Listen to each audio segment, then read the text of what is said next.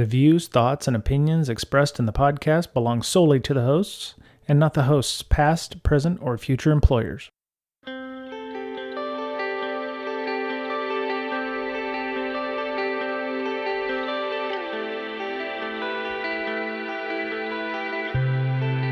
Hello, everybody. It's Brian and Mr. Betcher for Breaking Down Security. Hello. Do not adjust your TV or favorite listening device. Miss Berlin is not here this week.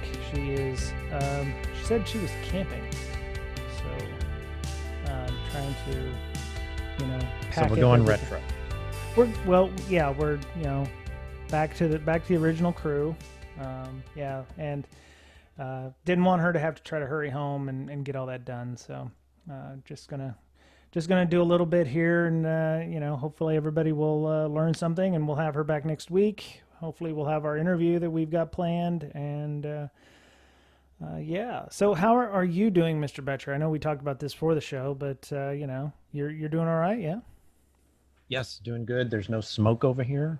Yes. Not chain smoke, but the forest smoke. So lucky. I guess you can go camping in Ohio, whereas if you wanted to go camping, probably not a good idea. I'd need scuba gear or something. Yeah. I live up here in the midst of the Pacific Northwest. We got about as bad air quality as you can get. And actually, we did go out today. I had to go get my flu shot, which it's interesting. So I don't know. You can see it. Theater of the mind, y'all. It's a foam circle, a donut kind of thing with a little hole in the middle of it. And what they do is they stick the little needle through the plastic in the donut. And I looked down at that as they were sticking me, because I have an aversion to needles, y'all, and hence no tattoos. And the first thing I thought of was, some bastard is out there sucking Mai Tais down, making $1 billion because he figured out how to make a better Band-Aid, that protects, healthcare workers from bloodborne illness. I was just really surprised that they have this technology now, and I'm just at the point with my flu vaccine, the seasonal flu vaccine, that my arm's starting to ache. So I love having to get shot with a needle in the arm every year or two. So yeah, it's good. So times. They put the Band-Aid first. Then they stick you through the Band-Aid. Yeah, little alcohol wipe, and then she stuck the needle right through the little donut right in the middle, and I was like, wow, I could have made $1 million idea. It's like all these things I'm writing down for my DeLorean list. Go back in time, invent better Band-Aid. Right, okay. That's right. Yeah, there's so many little things that you're like, damn, I wish I'd have thought of that. So yeah. But hopefully we're recording this on the 13th of September, but we're under an air quality warning until the 14th. And it's very unhealthy air. It's like 270 right now for me, so 300 is considered hazardous. I don't know what that means, if it's like, your lungs fill with ash or something like that. I don't know, but cancer cells start to multiply in your lungs. Things like that. That's not fun. Yeah, that would be kind of awful. Yeah. We thankfully we have air conditioning, and we have a HEPA filter, and all of our windows are shut. So all of our cars are in our garages, so we don't have to worry about going out into this. But I really I completely understand for all the folks that can't make it out of their homes because they're under quarantine for the COVID stuff. Not being able to go out and walk, even with a mask on. I don't want to say stir crazy, but I definitely feel the insideness starting to permeate my mental stability. So I'm hoping tomorrow that it'll be better and I can get out and take another walk or two. So, but yeah. All right, let's go ahead and get started. We're going to do a little news this week, as per usual, and it's not all InfoSec, but hope everybody can learn something from these things. So let's do the ZDNet one first. I say ZDNet, sorry. It's for U.S. folk, it's ZDNet, but for non-U.S. folk, it's ZDNet. IRS, which is the Internal Revenue Service for the United States, is offering grants to contractors to trace privacy-focused cryptocurrency trades. And the tagline is grants of up to $625,000 will be issued in exchange for cryptocurrency tracking technologies. So the IRS wants your money, y'all, fake or no. So they said the IRS solicitation was made public last week, reported by Cointelegraph, and has been made on behalf of the IRS Criminal Investigation Department. Surprisingly, they're saying that money laundering programs, trafficking rings, and dark web marketplaces are being used as ways of using Bitcoin and escaping paying your taxes. So virtual like coins. laundering. Right. Well, yeah, it's the new way of money laundering. So I don't understand how this works, because if I were to receive a gift from someone, doesn't that show up somewhere? Bank accounts, things like that. In order to use that money, somehow it has to be reported. And this this may be related to the talk that's going around that we may be going to a digital currency. In other words, not necessarily Bitcoin, but some type of currency that tracks you, not cash, but to a cashless society, so that, if the government wanted to tax you, they would just take it right out of your currency. Right. Well, okay. So let's say you never use cash. It's all credit cards. It's all NFC payments. It's all touchless. It's all contactless. Excuse me. Is that not digital? Isn't that not non-traditional fiat type currency where, dollars and presidents with, dead presidents with heads on paper and stuff? Yes, but I think it would change somehow to where I don't know that much about it. I don't know enough to sound like I know what I'm talking about. No, let's just put it that way. That's fine. And, there's a lot of folks out there that think that Bitcoin and Ethereum and Monero, and which they mentioned in this article, are more private. And I think that there's been papers out there that have shown that these are not exactly as private as they believe they are. You can actually run through the blockchains of those various ones and track, at least not by name, but by Bitcoin account, yes, those different systems. Like any type of crypto, the crypto itself is public, right? Knowledge, right? If you want to know how to shop or encrypt something with now I'm trying to name a crypto. I was going to say SHA-256, but that's not crypto. Like AES or something like that? AES-256, yes. Yeah. Triple DES. Right. The instructions are there. Right. Yep. Yeah. But, and that's how you can track crypto. Yep. But I think what the grant would be for is when you take it from the cryptocurrency into some other form of payment, like you convert it to a currency. Right. Okay. Yeah, it says, according to all solutions must support cryptocurrency transactions that occurred in 2020. Proposal reads, all solutions must support open standards for interoperability, common file formats, REST APIs, etc. as appropriate to facilitate easy integration into internally developed IRS CI, which is IRS CI is Criminal Investigation Department. So they want to be able to track that. So to your point, that they're moving towards a digital currency that can be tracked, which I would argue that we already have one if we're only using credit cards or contactless payment that's tied to any credit cards or whatever. For those of you who aren't aware, here in the U.S., we actually have they're saying there's a shortage on coins, and they're requiring everybody to pay with either bills or with credit cards. The only time I ever go to the ATM anymore is if I'm going down to my local dispensary for some herbal refreshment, because they don't take credit cards right now, because banks and the government will not allow them to. Which is kind of sad, but yeah, they're There's a company called CipherTrace says they've claimed to have developed a Monero tracking tool for the Department of Homeland Security. The idea is Monero tracking is important because a lot of criminals are now using Monero payments in their ransomware. So, instead of give us 3.2 Bitcoin, it's, give us 500 Monero or whatever.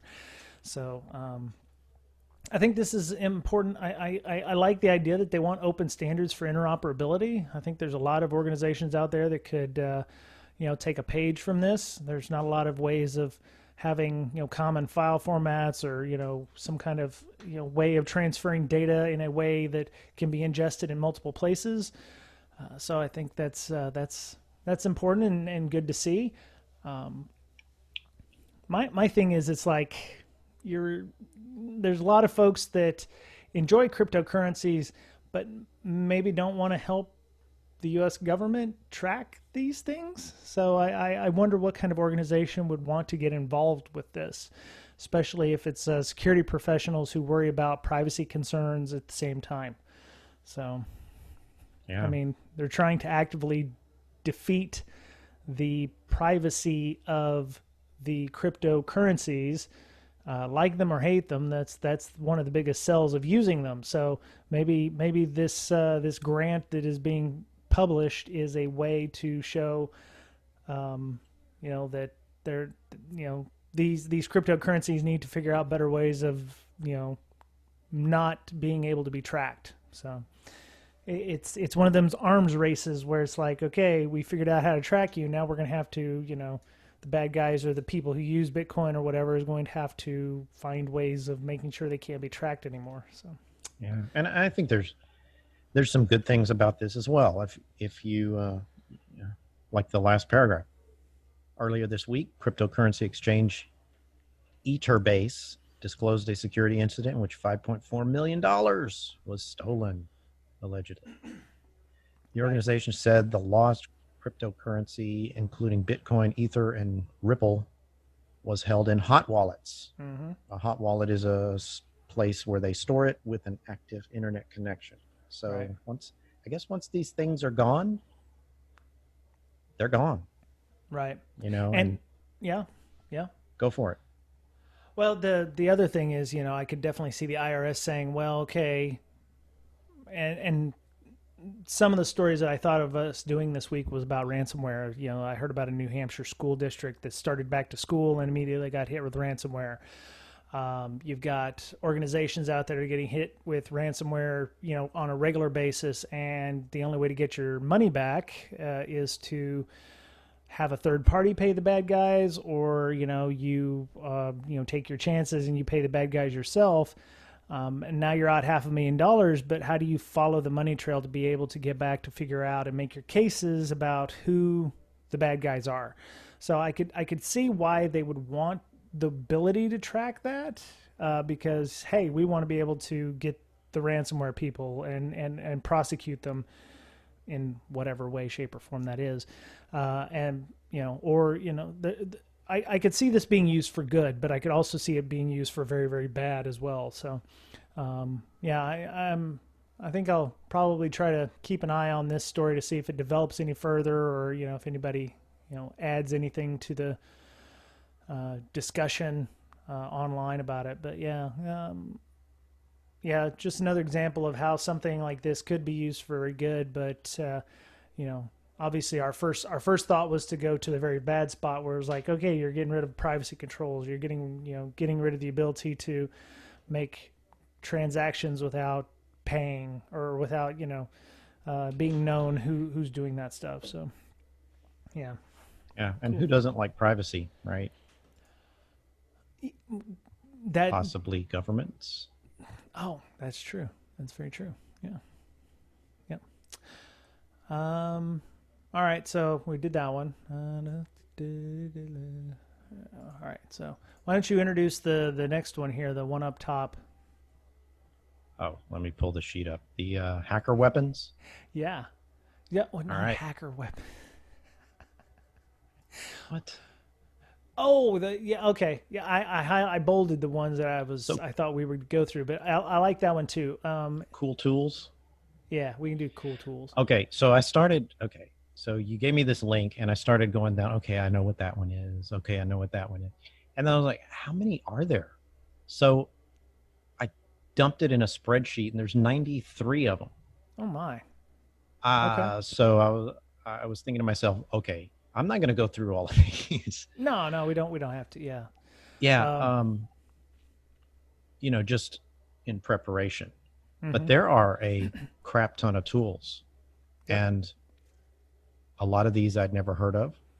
Right. And I'm thinking to myself, there's some things at work that I would very much like to explore some of these tools that find an organization's websites, Mhm. because I need that. Right. Even as a defender, when I'm told, oh, okay, here's our external sites, Right. but then you trust but verify, Mhm. right? So you Right. take that as the baseline, and then you see if you can easily find if they missed something, Yep. right? If they don't have good asset management, they may not know that, Bob set up another site 10 years ago, and nobody's maintaining it, and we just don't know about it, Mhm. right? And Bob's left the company, and probably no one even realizes that that site is up. And I've had that happen more than once. Right. Right. Yeah, so they kind of start off with what's called an Army knife, being the Swiss Army knife. There's they have Burp Suite, of course, the OWASP Zap, Z Attack Proxy Core Project, and then they have ones under Discovery. I didn't know what Discovery was, and I'm sitting here Discovery, yes, yes, that makes more sense. Not Discovery. I was like, what the hell is Discovery? They have various crawlers like Photon. It says an incredibly fast crawler designed for OSINT. A lot of enumeration for DNS, DNS dumpster, security trails, DNS probe, HackRev DNS, small fast tool for performing reverse DNS lookups en masse. Shuffle DNS is a wrapper for mass DNS. Sublister, I've used Sublister before. It's very nice. And a lot of these tools, of course, are fast because you're on an engagement. You're being told, hey, we have this list of IP addresses, or we have this domain, and we want you to test this. And what does our external footprint look like? I'm sure some of you are nodding your head. Yes, we've had several where it's like, oh yeah, we gave you this list of IP addresses or this URL list, and that's all that we have. That's everything. And then you start running something like Sublister or Ghost Spider, or whatever, and you find, oh no, we have like 15 other ones that you didn't even know you had. And oh great, okay. And there's test domains, or somebody's exposed a test environment to the internet. And like any good company, you use production data in your test environment to make sure your testing works properly.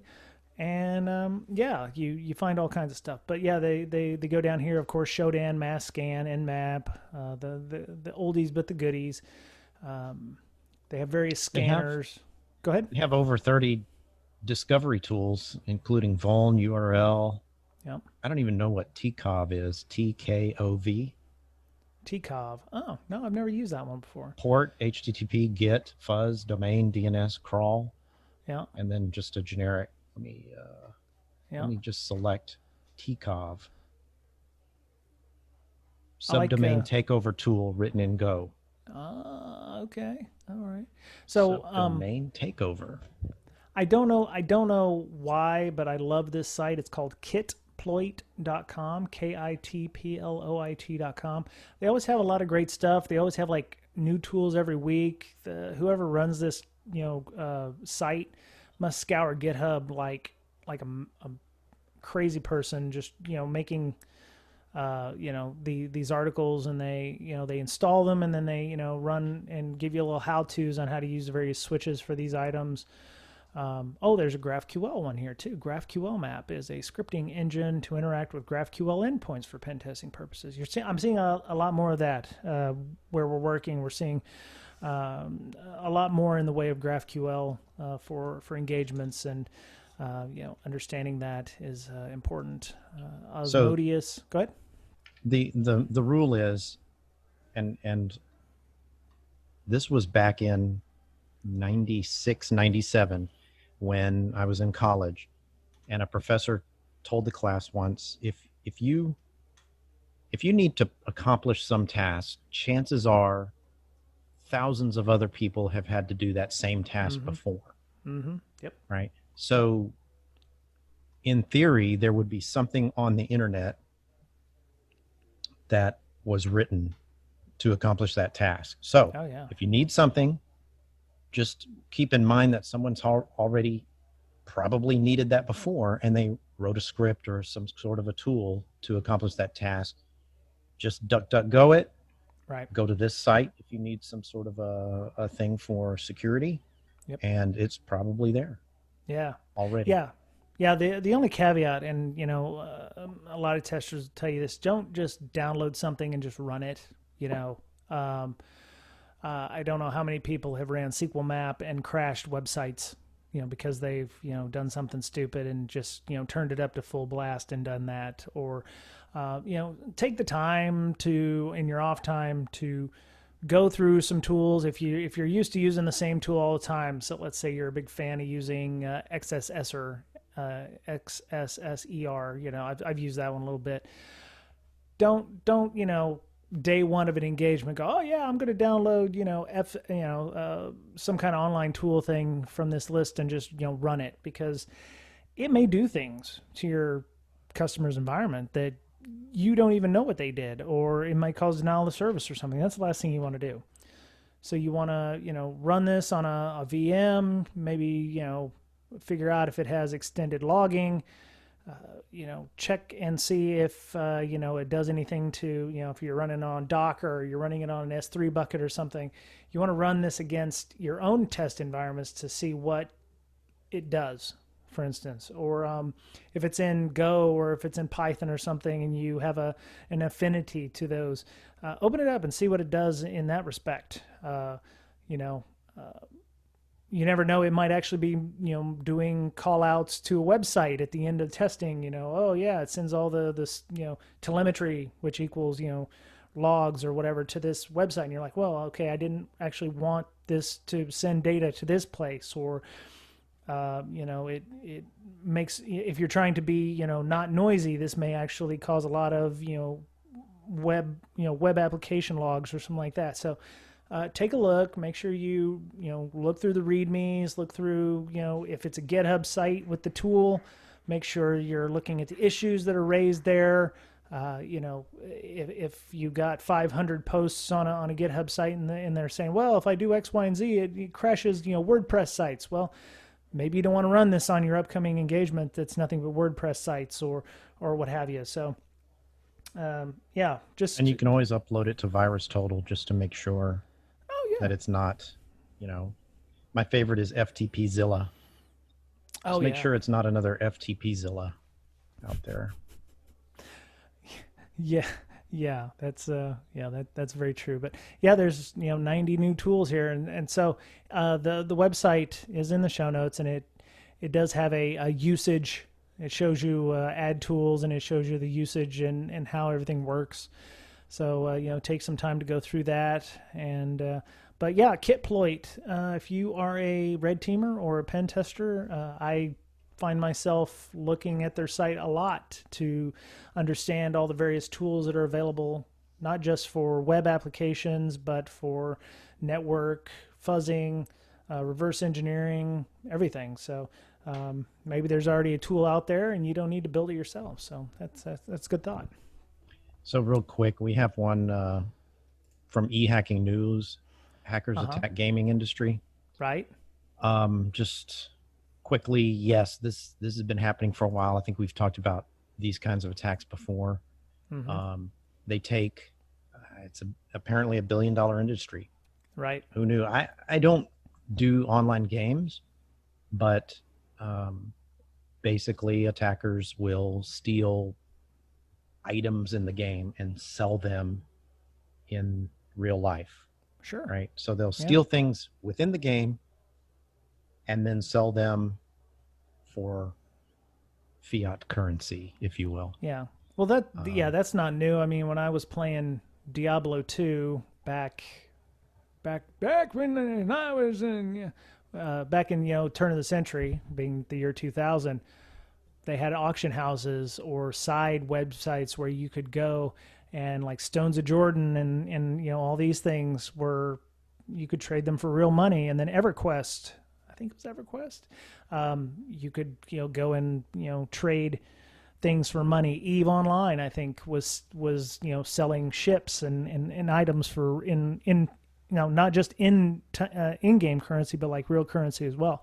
So it definitely makes sense. I think they made a mistake here on the website. It says, according to reports, Roblox, RuneScape, Fortnite, of course, everybody does the Fortnites, and Minecraft are responsible for generating $700 annually. I think they meant $700 million annually.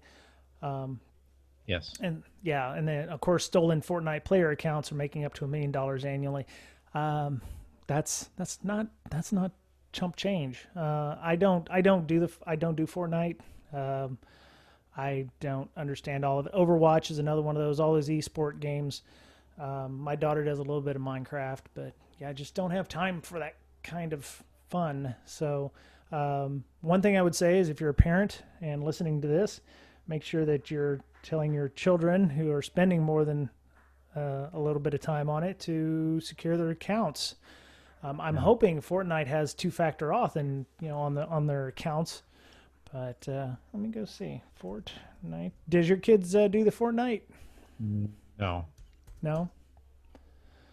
No, they don't do the online gaming.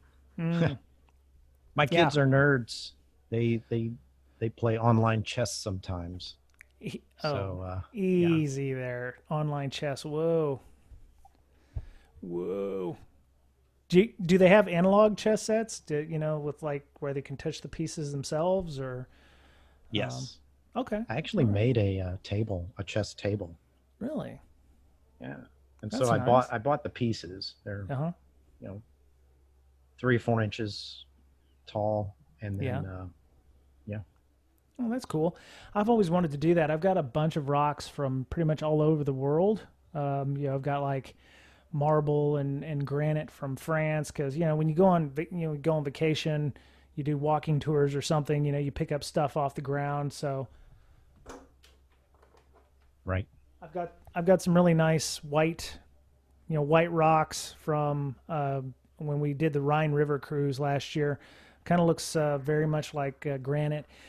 If we didn't turn them into a countertop, I thought, maybe you could find some way to file those down or turn them into, figurines or something that you could, make out of those. But yeah.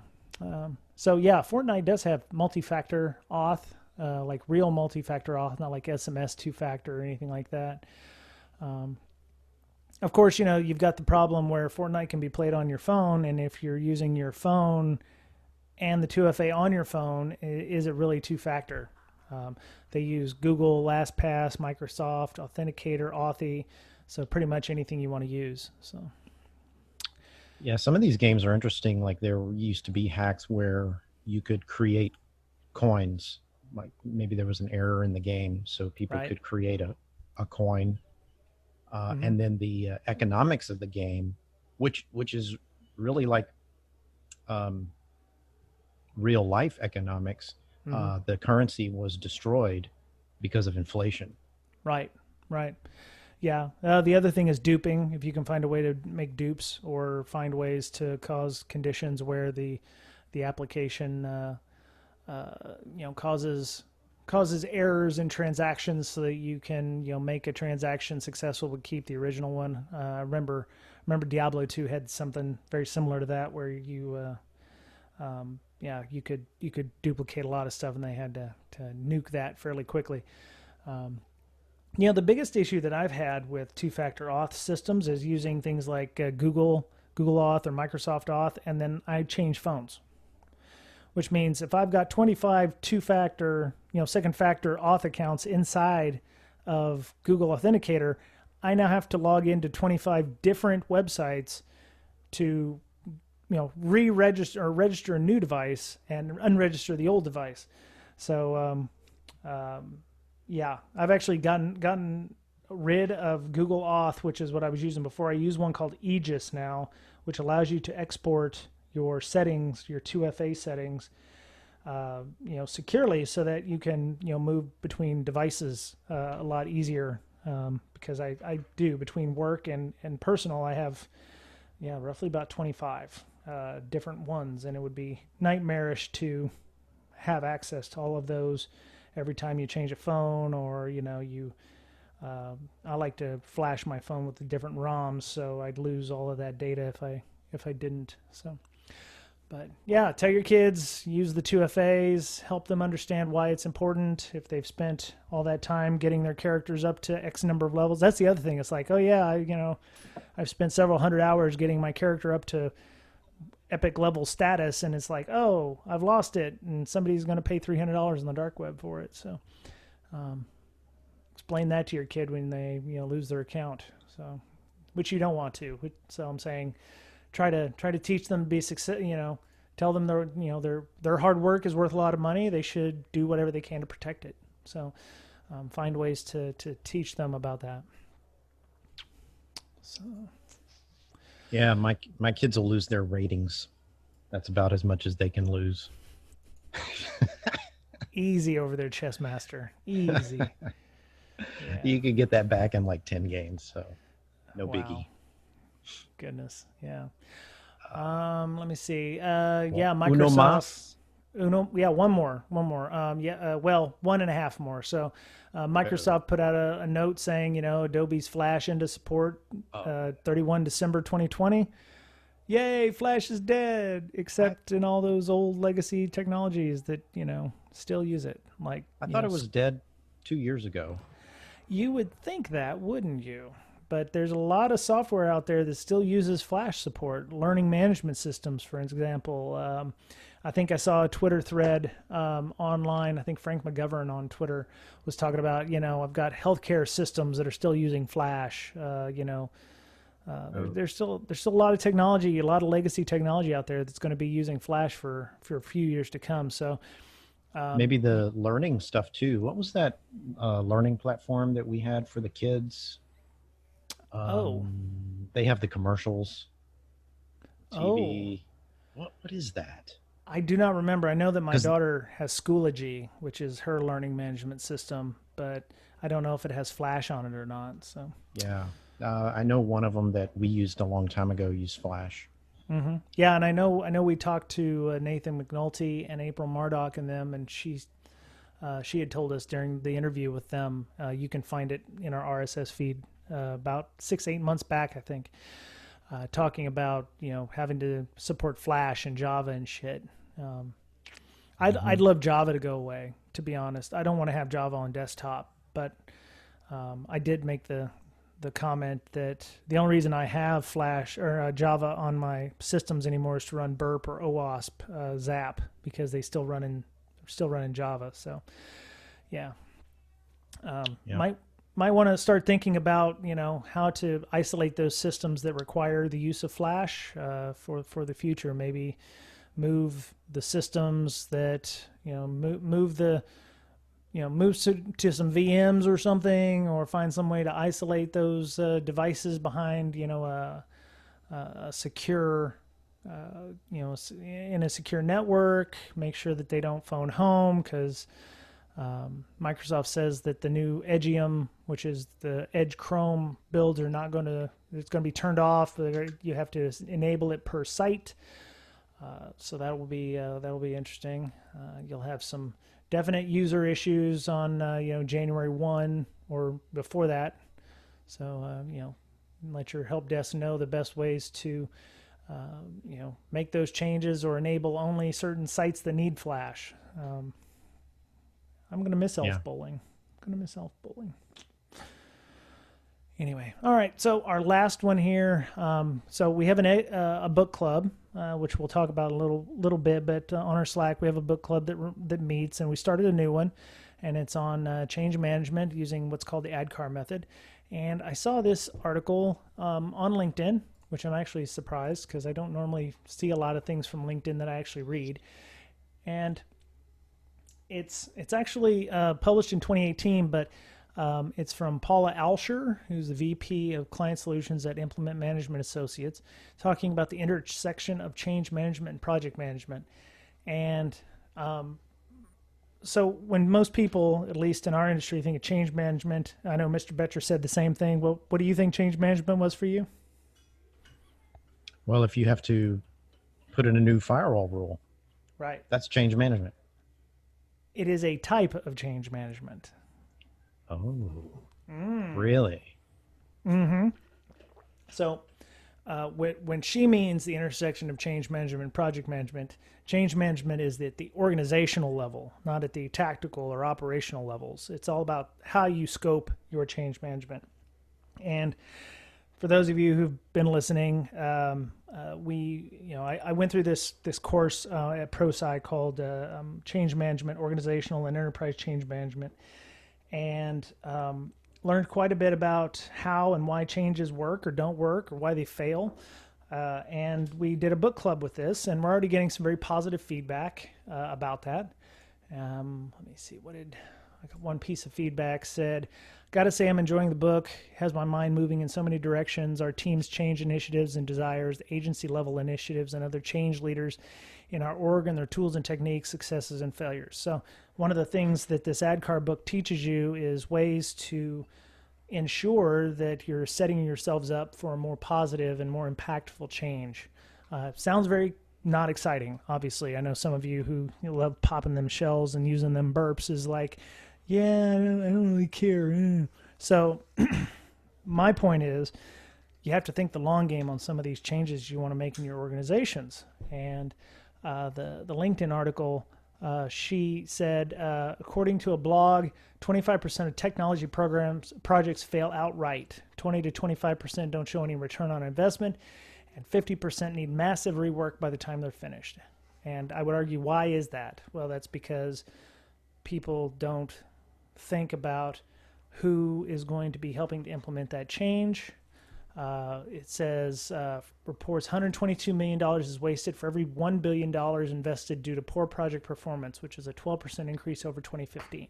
This was, of course, written in 2012 or 2018, so it's been almost 2 years. So I'd love to get some more metrics on that. But one of the mistakes they see is when an organization finally decides to utilize change, they do it as an add-on to a project. So much like security, it's like, oh yeah, we're going to do, insert cool project here. Oh yeah, we need to probably, do security at the end, which is why projects fail or mistakes that we have in our environments.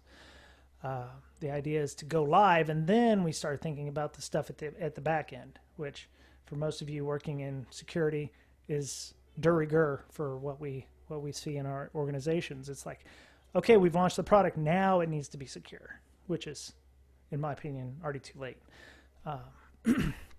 And that's why we've started initiatives about trying to move security as far left as possible in our DevOps environments and what have you. So the article from LinkedIn has an OODA loop, if you will, one that talks about plan, implement, and monitor.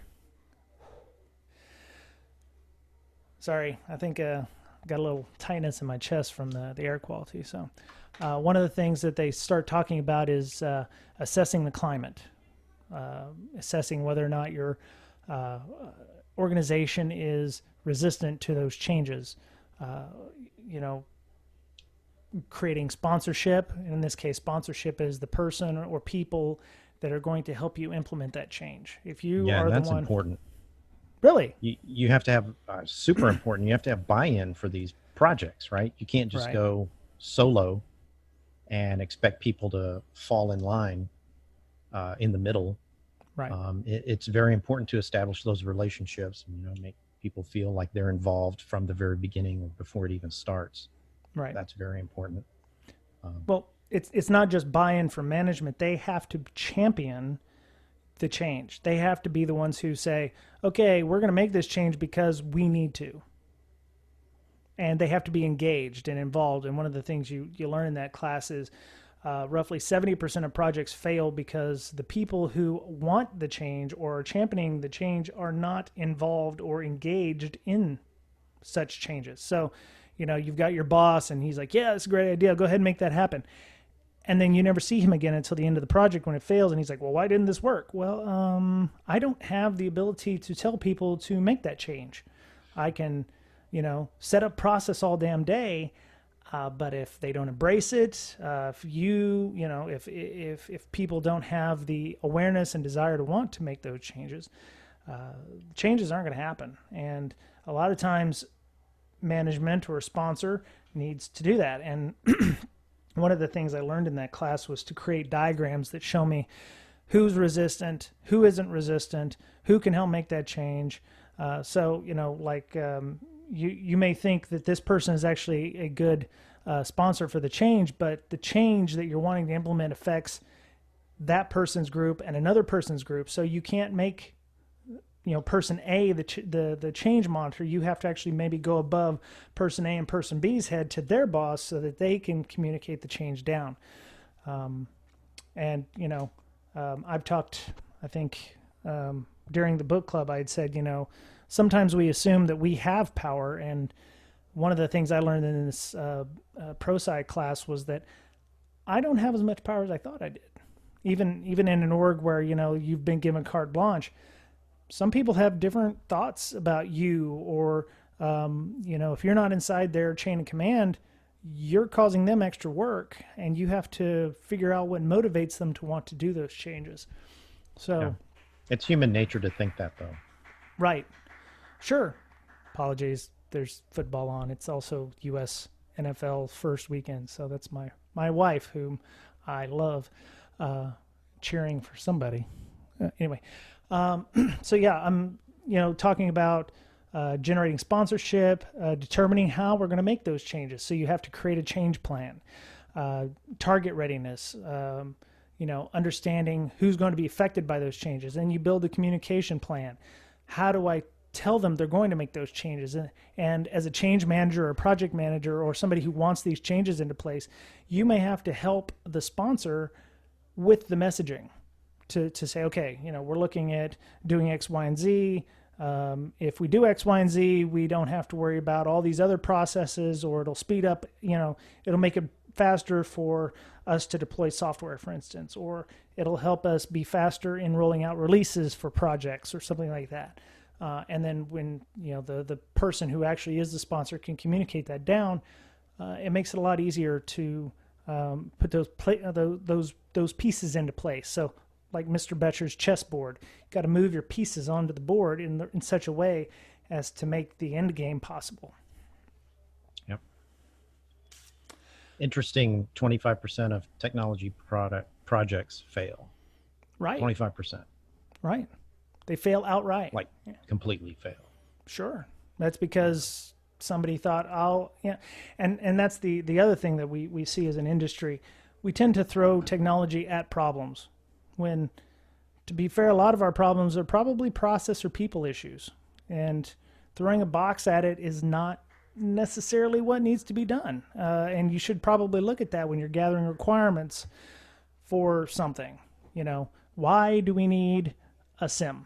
Well, because we need to gather logs. Well, why do we need to gather logs? Well, because the compliance people said we needed to. Why did the compliance people say we needed to? Well, PCI says blah. Okay. That's, and you can keep saying why until you get down to your most basic requirements. They call them the 5 whys, as a matter of fact. But yeah, I don't like to get political, but the election is coming up here in the U.S., and a lot of people, especially at Vegas, the Black Hat and DEF CON, had villages about voting machines and how easy it was to hack a voting machine. And now the mail-in ballots are all the big thing. And it's like, well, that doesn't require a lot of technology at all. That's just a new process or a modification of a process that doesn't require a technical answer. And yet we're still trying to find organizations and companies out there that are trying to embrace a technical solution using things like the blockchain and what have you. And something as simple as a mail-in ballot is arguably better than any other Diebold machine or whatever voting machine out there that we have. So, and again, mail-in ballots are controversial in itself, depending on which side of the aisle in the U.S. you're on. So I will not, I won't go any further on that. So, but I will go further by suggesting that if you are interested in understanding how to enact change in your environment, this is not an InfoSec book, but it will help you, I think, at all levels of your career. You can join us on our Slack, and you can go buy the book at Amazon. If you go to brakesec.com/adkar, ADKAR, you can buy a book on Amazon. You can buy the ebook, and they actually have a couple of used books on Amazon that are going for less than $10. And it's a really easy read. It's 146 pages, I think. So we're not going to take very long running through this, but it was just kind of a palate cleanser, if you will, from the previous book where we had, I think it went about 4.5 months on AWS pen testing. And it was a really bit of a hard slog to go through that book, I hear. So, but if you're interested in joining us on that book club, get an invite from us, join our Slack, and join our book club. So there you go. Mr. Betcher, I think we're done. So I think so too. Yeah, tell us what's going on with you. Somebody online on Twitter this week, I mentioned you and LogMD. Actually, somebody else mentioned IMF Security, but I mentioned that you were the head developer of LogMD. Did they ever get back to you on that? I don't know. Depends on who it was. You got to be on the Twitters, man. I mean, okay. I'll check. Well, I'll check, man. Somebody was looking for. Damn, where is it? Let's see. Anyway, so while I'm doing that, Ms. Berlin, you can find Ms. Berlin. She's doing a lot of stuff. InfoSec Detect and Defense tabletops. She's starting to do those virtually now. Before, when we were all in MeetSpace, she was setting up those to do them at conferences. The last couple that she's done really, really well. So if you are interested in having incident response tabletops with some 20-sided dice, feel free to hit her up on at InfoSyster, INFOSYSTIR. She also has a nonprofit that is trying to confront the stigmas of mental health issues in the InfoSec community, which, to be fair, all of us need that right now, even myself, to be fair, with the cabin fever I'm feeling, not being able to go out and walk. It can definitely start, I need to go out and take about a 5-mile walk, which I've been doing for the last 100+ days, but I can't do that. And I'm starting to, feel a little antsy. So if you suffer from depression, or, you want somebody to talk to, she's got a Slack dedicated to mental health issues. The Brakesec has a mental health Slack channel as well. But, we obviously there's people who are more, ours is more of a general type topic, so there's a specific one for her. You can check her at InfoSyster, INFOSYSTIR, and I think it's Hackers Health on Twitter as well. So, Mr. Betcher, tell people about what LogMD is while I find those tweets. Oh, I found the tweets. Oh, you anyway, did? LogMD, malicious log malicious and discovery tool, which helps you log the right things. And we also have a little bit of hunting going on there. Cool. File system, registry, all kinds of things like that help you discover bad things in your environment. Okay. All right. So yeah, check it out. Very nice.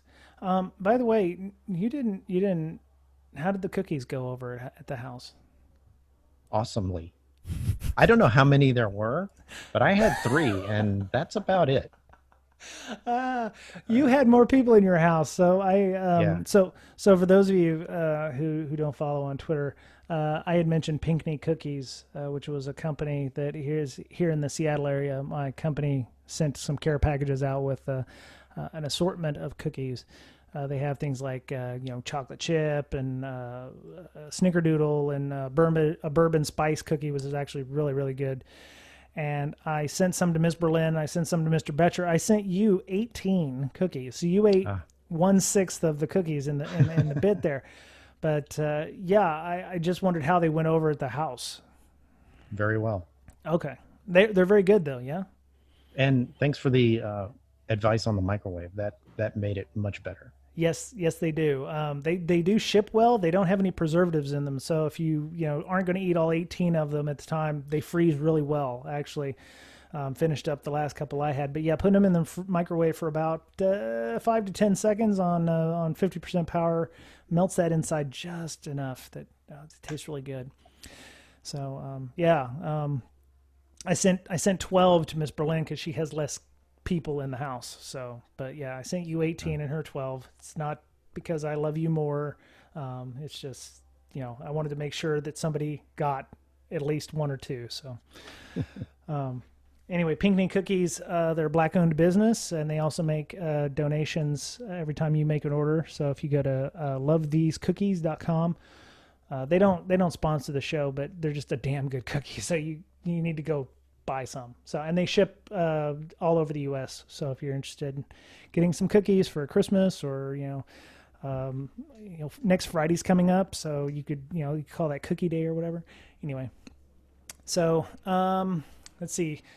Brakesec Slack, like I've mentioned before, we have a lot of channels on there, all the way from mental health to pen testing and red teaming. We have news of the day. We have a blue team channel. We have a sim and logging channel. We have a book club. We have an education channel with all kinds of webinars and content from Serial Pony on Twitter.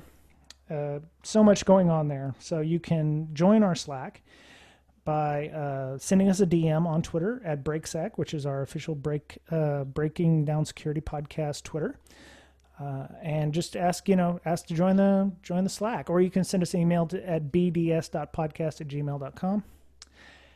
And you can follow me on Twitter at Brian Brake, BRYANBRAKE.